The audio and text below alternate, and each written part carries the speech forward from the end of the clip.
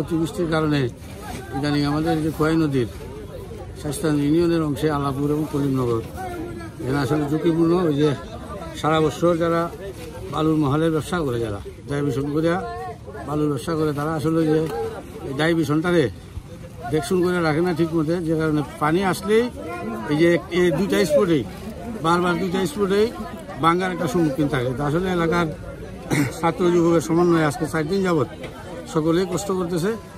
ইনশাল্লাহ সকলে দোয়া করবেন। আমরা এখনও ঝুঁকিপূর্ণ আছি, যাতে আমরা এই নদীর বাঁধ ভাঙ্গা থেকে আমরা বাঁচতে পারি। সকলে দোয়া করবেন।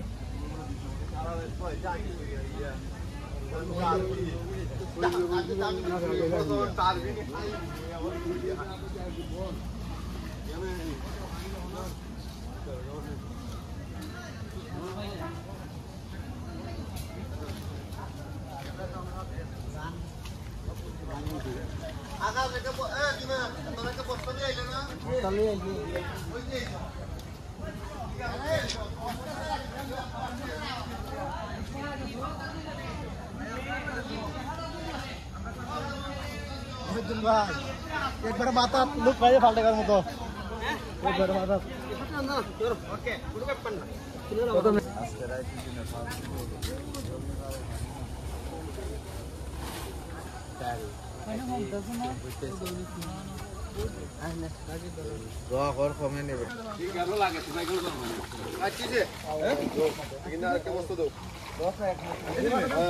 একটা বস্তা দিলে এটা লয়, এটা তো সামনে উঠে দে।